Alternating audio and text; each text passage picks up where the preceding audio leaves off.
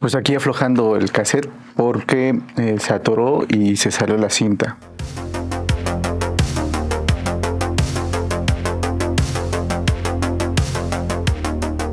Pues buenos días, buenas tardes, buenas noches, estimados chavorrucos, chavorrucas que nos escuchan, amados cofrades que ya tienen sus años por estos lugares. Pues hoy vamos a platicar acerca de los formatos para escuchar música que nos tocaron vivir, que nos tocó vivir ya hace unos cuantos años. Hoy en día, por supuesto, lo que predomina es la música en streaming. Yo dudo que haya alguien que esté oyendo generalmente sus discos en otros formatos, música en otros formatos, pero vamos a verlos porque de todos modos es bien interesante. Platicaba el otro día con amigos y aparte leí una noticia interesante acerca del regreso de los vinilos, del disco de vinil, cómo ha estado creciendo la venta de estos este dispositivo para almacenar y escuchar música. Ya de unos años para acá, por ejemplo, se calcula que ha crecido aproximadamente el 30% anual la producción y compra de estos discos, tanto que bueno, pues ya artistas ya muy actuales están pues emitiendo discos en este formato, como puede ser, no sé, desde Lana del Rey o Melanie Martínez o todos estos nombres que luego son así un poco desconocidos para uno, pero que se trata de mantener al día y todo esto, oyendo a Rosalía, por ejemplo. También Rosalía tiene discos en vinilo. Pero bueno, pues comentaba que se pierde esa... Ya habíamos platicado un poco cuando estuvo Piso, que se pierde esa sensación del disco, pero pues es que pues estaba revisando y bueno, por ejemplo, yo mantengo mis discos todavía con el plástico con el que vienen, o le pongo uno ahí para protegerlos, para que no se arruinen. Este disco, por ejemplo, sí es original, es una producción original, donde todavía dice hecho en México. ¿Qué rayos es esa cosa? Es una pieza clásica, es lo que es. Y bueno, pues el disco, abrirlo, sacarlo de su empaque, que tenía las fotografías aquí de los músicos, las letras, estos detallitos que uno leía aunque no le entendieran nada, porque bueno, pues eran cuestiones ya legales de producido en México, quién lo manufacturó, los números de serie incluso, pero lo que es el disco en sí, pues es un objeto que da una sensación distinta el ponerlo, el quitarlo, el cambiar, el voltear el disco, porque bueno, pues a diferencia del streaming de hoy en día, tú comprabas un disco porque a lo mejor había una canción que te gustaba, pero bueno, venían otras que podrían gustarte o no. Pero el caso es que tú tenías, y bueno, y el ceremonial de meterlo en su bolsa para que no se rayara, no tocarlo, si se fijaron, no tocarlo con los dedos así, porque la grasa de los dedos, pues obviamente ustedes saben que se impregnaba y eso ocasionaba que se atrajera más polvo y por supuesto evitar que se rayara, ¿no? Que algún otro objeto lo pusiera ahí encima para evitar el daño a los surcos, porque bueno, pues ustedes saben que la tecnología del disco de vinil, pues son microsurcos que bueno, pues se van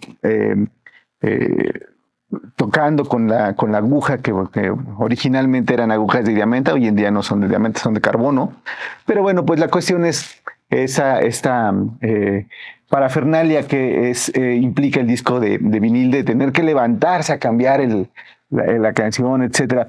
Pero bueno, pues había ediciones más interesantes, ediciones que tenían insertos, que tenían las letras de las canciones. Por ejemplo, aquí tengo este otro que me prestaron hace poco para escucharlo y que bueno, pues trae aquí un inserto donde vienen pues las fotos de los integrantes. Es un disco bastante viejo, ya el dueño le puso aquí unas, originalmente ya se había roto el inserto, entonces le puso ahí un dios que ya se hizo amarillo, pero vienen las letras de las canciones, por supuesto.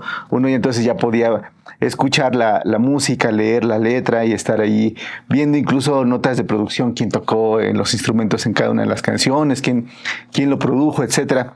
Entonces bueno, pues es obviamente otra experiencia Igual, por ejemplo, ese disco tiene una calidad mayor, el peso del disco es mayor, entonces se supone que esto hacía que en teoría sonara mejor o que pues al menos durara un poco más en la reproducción.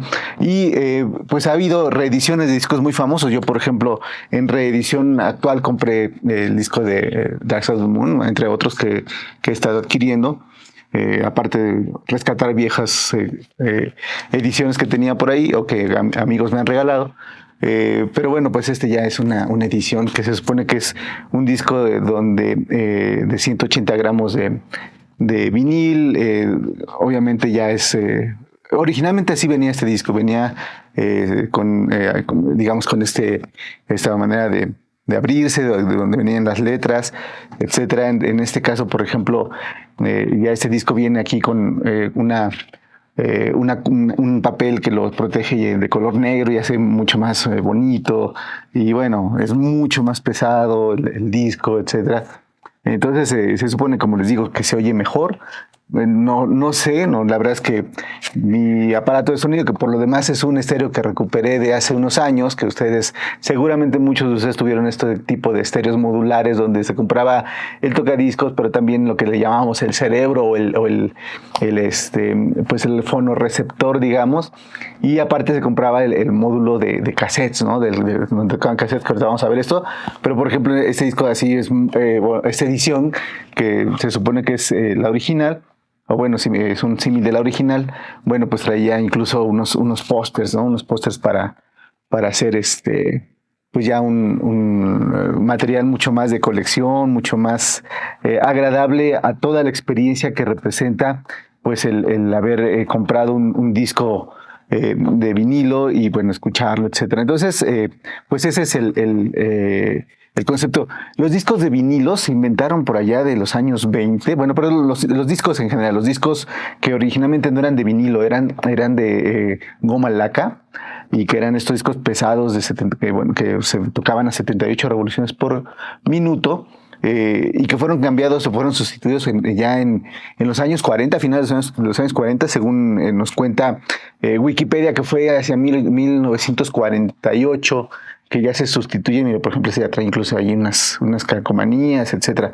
Bueno, nos cuenta Wikipedia que en 1948 ya se producen los primeros discos de vinilo y que, bueno, ya había en el mercado desde 1946, pero en 1948 comienzan a hacerse ya en este material policloruro, de vinilo, que es el material con el que se hacen los discos, ¿no? Entonces, bueno, hoy en día se le llama vinilos o LPs. Entonces, seguramente en la tienda de discos más cercana, si es que encuentran una tienda de discos, porque hoy en día es creo que lo menos fácil de encontrar, pero bueno, si encuentran una tienda de discos, seguramente van a ver muchos vinilos, muchas reediciones, obviamente de vinilos.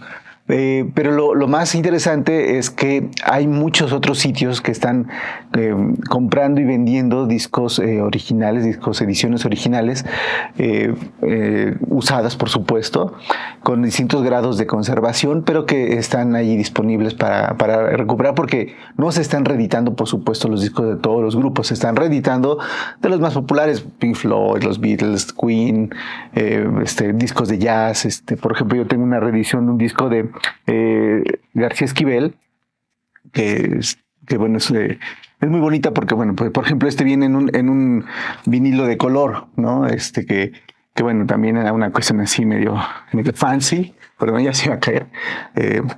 Un vinilo amarillo. Tengo una reedición de Gino Vanelli, del disco de Powerful People, que es, por ejemplo, anaranjado. O están los fotodiscos también, que hoy en día no se están haciendo tanto fotodiscos, pero fue una moda donde en sí esta portada se trasladaba al vinilo y se vendía el vinilo solamente ya sin el cartón. Pero, por ejemplo, entonces se están reeditando este tipo de discos, pero pues no todos están siendo reeditados por una sencilla razón: no hay mercado suficiente, aunque contando estas curiosidades de lo que está sucediendo con los vinilos hoy en día, es que al parecer hay muchos chicos o personas fans o fanáticos de distintos grupos que están comprando los vinilos pues solamente con, aunque no tengan un aparato reproductor de vinilo. Entonces no tienen un tocadiscos, una tornamesa como tal, pero compran el disco como una memorabilia, como comprar una camiseta, una taza, un termo en el concierto. Bueno, pues compran esto para apoyar a sus artistas favoritos y lo tienen como objeto, aunque no lo oigan, aunque lo oigan realmente en el streaming, por ejemplo. Les comentaba, por ejemplo, estábamos viendo al principio que tenía el cassette, el compact cassette que se llamaba, que también fue un formato muy popular y ustedes lo ubican perfectamente. Y bueno, siempre preguntan, ¿qué hacía uno con esto y esto? Pues la respuesta muy fácil. La respuesta era poder girar y aflojar la cinta o rebobinar la cinta para poder pasarla de un lado a otro. Por ejemplo, cuando tenías tu famoso Walkman, como un auténtico Walkman. Esta es una de las ediciones, yo creo que más recientes, o de las últimas, ya tenía su radio FM y todo, pero pues en el Walkman a veces pues tú traías la batería, que no era infinita porque eran unas pilas, unas baterías AA, y bueno, pues rebobinar la cinta pues dolía porque tenías que gastar tus baterías en eso, entonces mejor lo hacías con una pluma hexagonal y metías tu cassette y bueno, pues ya tenías ahorrabas un poco de batería. Yo no tengo cassettes grabados originalmente porque los vendían así como los discos, vendían así con la portada y todo. No los tengo originales porque prefería comprar el vinilo y después grabarlo en un cassette que vendían virgen para el efecto, y así no gastarte o no dañar tu vinilo, sino que lo que hacías es que lo grababas acá y obviamente pues ahí lo mantenías tu vinilo guardado y ese era el que reproducía. Si se dañaba esto, pues ya no dolía tanto porque pues era un cassette que valía muchísimo menos que el disco original y bueno, pues ya se dañaba. Estos curiosamente lo recordarán, que estos se podían volver a grabar, se regrababan, pero si no querías que se regrabaran, se le quitaban las pestañitas que tenía aquí o que tienen aquí al lado, porque siguen vendiendo esos cassettes ya en muy poquitos lugares y pues ya así no se grababa, aunque luego uno hacía ahí un papelito o una cinta adhesiva y bueno, pues ya con eso podían volver a grabarse. La máquina grabadora tenía ahí un detector de estas cositas y si no las tenía, pues no te permitía grabar. Por ejemplo, en este caso es un cassette de un grupo que hizo su producción independiente. Entonces, cuando hacíamos eso, generalmente hacíamos producciones independientes, pues hacías una portada que sustituía, era un cassette normal, un cassette virgen normal, no grabado de fábrica, pero uno le ponía ahí su portada. En este caso tiene su portada extra, es la original. Pero con esto pues ya uno distribuía sus grabaciones y por ejemplo hay artistas que nunca grabaron otro material. Por ejemplo aquí en México, quien lo conoce, para ese famoso compositor y cantautor que se llamaba Rodrigo, que así le decían, así se hacía llamar él. Rodrigo, bueno, pues él nunca grabó más que en este tipo de producciones. O por ejemplo Tere Estrada, con quien tuve el honor de tocar hace ya muchos años, ella también sus producciones al principio las sacaba en esto. Y bueno, nada más como datos, pues digamos ahí culturales para la plática del fin de semana. El cassette fue hecho en 1964. En Japón salió en 1964, en 1966 ya salió hacia todo el mundo. Y bueno, pues fue una forma de mejorar o facilitar el transporte de música, porque bueno, ¿qué va de andar llevando un disco como estos? Por ejemplo, este es el famosísimo Funky Town de Lip Sync, que llevar estos discos, aparte de que se maltrataban y todo, bueno, pues que se podían romper, porque también se pueden romper, o lo que te podía pasar peor, que los dejaras en un lugar donde había mucho calor, que pegaba directamente el sol, y como es un material plástico, se hacían así ondulados horribles y se echaban básicamente a perder. había formas, digamos, de estarlo ahí aplanando un poco, pero nunca quedaban igual. Entonces, básicamente, cuando se ondulaban los discos por el calor, pues habías perdido tu música ahí contenida y pues la opción era volver a comprarlo. Entonces, con estos cassettes, pues ya se podían transportar mejor la música, etcétera. Obviamente en los autos no había, por las cuestiones de los saltos, de los baches o del mismo movimiento del auto, pues no podías poner un tocadiscos. Se hicieron intentos, pero no podías ponerlo. Entonces pusieron tocacintas, y todos los autos a partir, yo creo que de los años 60 tenían tocacintas, hasta hace unos cuantos años, digamos hace unos 5, 7 años, 10, cuando mucho, dejaron de ponerle tocacintas a los autos, y hoy en día pues ya no puedes ponerlo. Bueno, los tocacintas, perdón, los reproductores de CD, pero ahora vamos a ver que también, entonces hacia 1984 en Japón, liberan el famoso disco compacto, que ya no conservaba lo mismo del disco de vinilo, porque pues es un formato más pequeño. En este caso siguen viniendo las letras, sigue viniendo un librito donde podías leer y podías conocer algunos detalles. Te brindaba todavía esa experiencia del objeto, y que bueno, era mucho más resistente, no se rayaba tan fácil, o no se raya tan fácil. Y puedes conservar mejor la música, tiene una calidad mejor de sonido porque es digital completamente, cosa que a mucha gente ya no le gustó. Por ejemplo, estos discos, y tanto el cassette como los discos, mantenían un cierto ruido ahí subyacente, que para muchos genera la experiencia de la música analógica. La música digital llega con estos discos, y bueno, pues sigue manteniéndose un poco ahí la cuestión. Se rompía facilísimo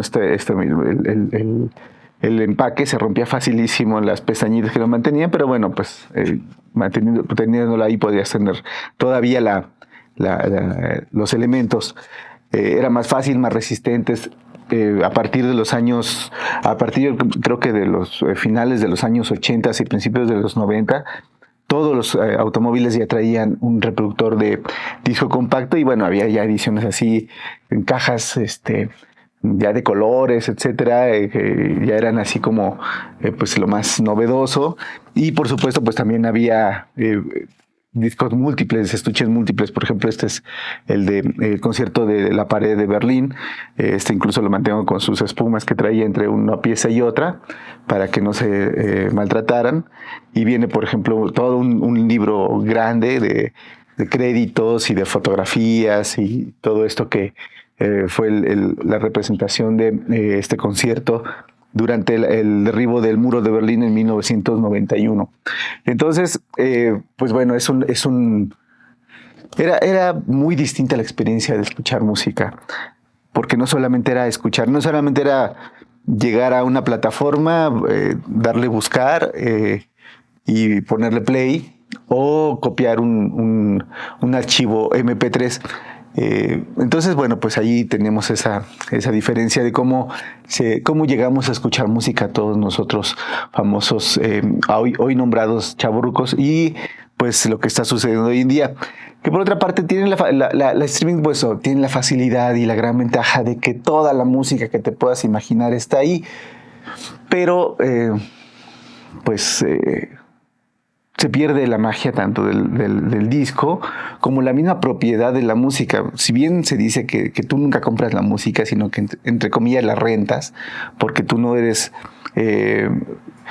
poseedor de los derechos de la música. O sea, no puedes vender esa música, revenderla, sino que es para consumo personal lo que tú compras. El soporte que de música es para uso personal. Pues bueno, todos lo ponemos en fiestas, etcétera.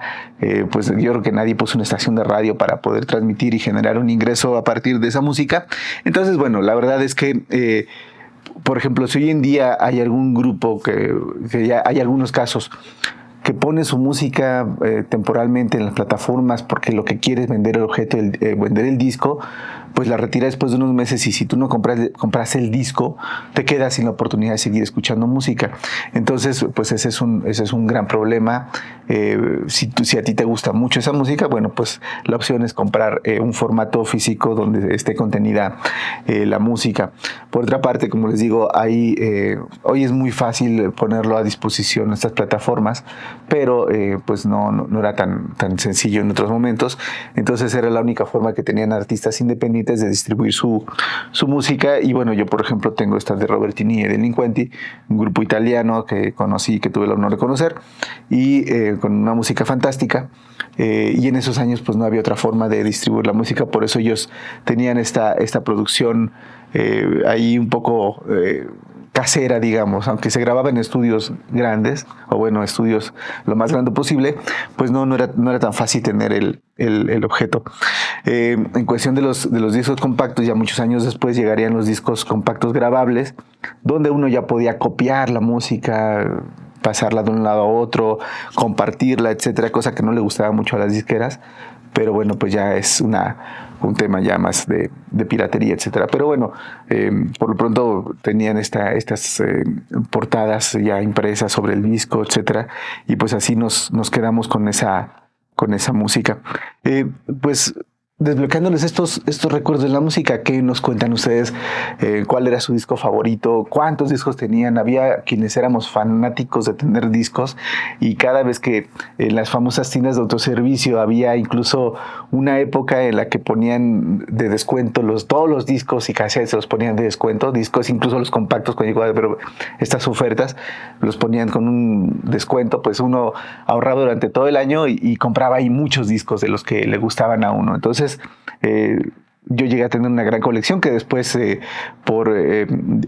la euforia de la música digital, cuando llegó el compact disc, me deshice de una gran colección que tenía de discos de vinilo y hoy en día estoy tratando de recuperarla, no con mucho éxito porque pues, aparte de que es difícil encontrar ciertas ediciones, algunas son muy caras. Por ejemplo, he estado buscando el disco de Prince and the Revolution, la de Purple Rain, pero donde el vinilo era morado.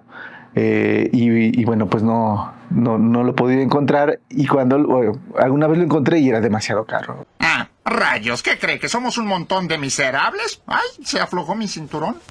Entonces hay una reedición por ahí en Amazon, pero también no es tan accesible. Entonces, ¿qué tan grande fue su biblioteca de música en cuestión de discos?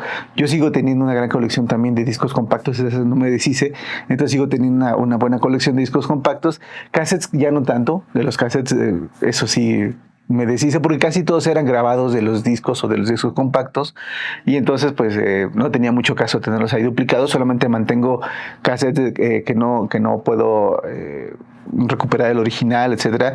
Por ahí siempre presumía que yo tenía el primer demo de Los Caifanes, quienes conocen aquí en Latinoamérica o en México, el grupo Los Caifanes, tuve el primer demo con 4 canciones de ellos. Lamentablemente lo he buscado y ya no lo encuentro, que es entre mudanzas y ya saben, todo lo que uno llega a suceder cuando pasan 1000 cosas. Por ahí se extravió, a lo mejor un día lo encuentro y si lo encuentro trataremos de disfrutar lo que nos deje YouTube. Pero pues cuéntenme qué tan grandes eran sus colecciones, cuál era su disco favorito, cuál les costó trabajo y si están rehaciendo su biblioteca. Yo, por ejemplo, incluso tengo discos que iremos viendo quizás unos después. Pues tengo discos de Rocío Dúrcal, de José José, esos artistas que se ven en los años 80 y 90 y que, bueno, pues eran parte de la cultura, al menos en México y Latinoamérica, Hispanoamérica incluso, donde lo escuchamos porque mis papás lo escuchaban, y etcétera. Entonces, pues tengo discos de esos también porque me los han regalado, porque me los he encontrado, etcétera. Entonces, pues ahí están, era una forma fantástica de estar escuchando y viendo música. Porque al final con el objeto ves un poco la música, ya no es un ente amorfo que existe en la llamada nube, con una portada ahí digital de ese tamaño pequeñita que uno lo puede ver en su teléfono y que la verdad es bastante decepcionante para los que logramos pues ver, entre otras cosas, el famoso disco, y bueno, pues entonces no es, por supuesto, ni cercanamente la misma experiencia. Estoy buscando, por ejemplo, aquí esta plataforma famosa llamada Spotify, que tiene los discos, pero que bueno, la música, pero que bueno, pues pues la portada que pones de este tamaño, los créditos son casi inexistentes, tú no sabes ahí quién grabó la música, qué músicos estuvieron ahí, en qué año se hizo estos créditos, la letra, sí hay un apartado donde aparece la letra cuando a veces los artistas la ponen, etcétera, pero ya no es la misma experiencia, por supuesto,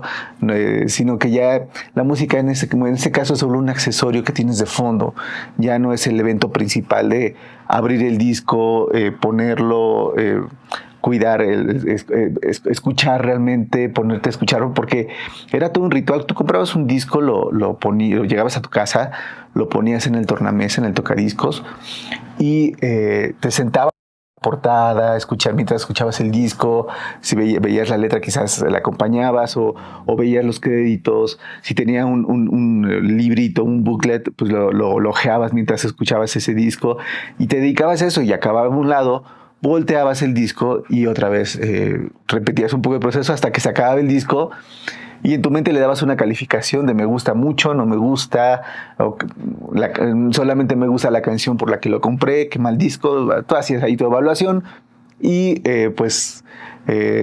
lo guardabas. En mi caso, por ejemplo, lo guardaba y la siguiente vez que lo sacaba era para grabarlo en un cassette, para poder escucharlo en el auto o en el Walkman, ¿no? Entonces, pues ese es un Era todo un tema.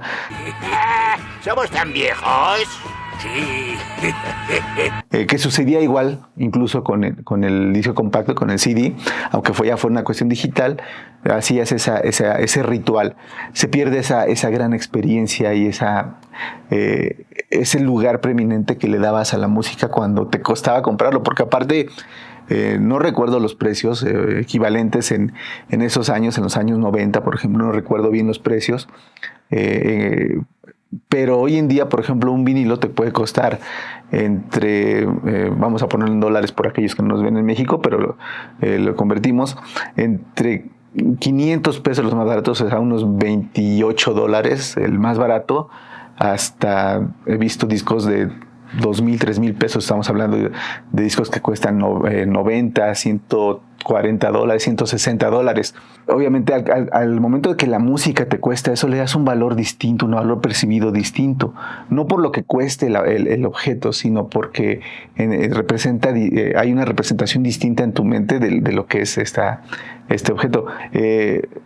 Recuerdo que en esos tiempos incluso invitabas amigos, mira, vamos a escuchar este disco, y se hacían estas famosas reuniones o fiestas de escucha de música. Traían sus discos, alguien traía otros discos, incluso en las fiestas, por ejemplo, tú podías llevar a tus discos o tus cassettes con la música que a ti te gustaba y que era a lo mejor de moda, o que pensabas que le iba a gustar a la gente que estaba en la fiesta, y la ponías y pues ya tú te volvías en ese momento el DJ de la fiesta. De hecho, el término DJ viene de disc jockey.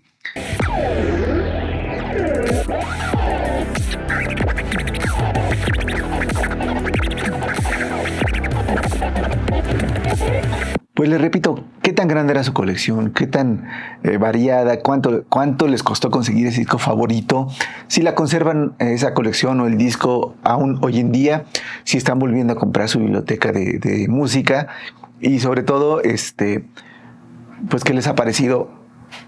Ya saben, si hemos llegado hasta aquí, bueno, quizás les gustó el video, quizás les guste suscribirse. Entonces, bueno, pues estamos al pendiente y nos vemos en otra sesión más para platicar de algo de chavorrucos.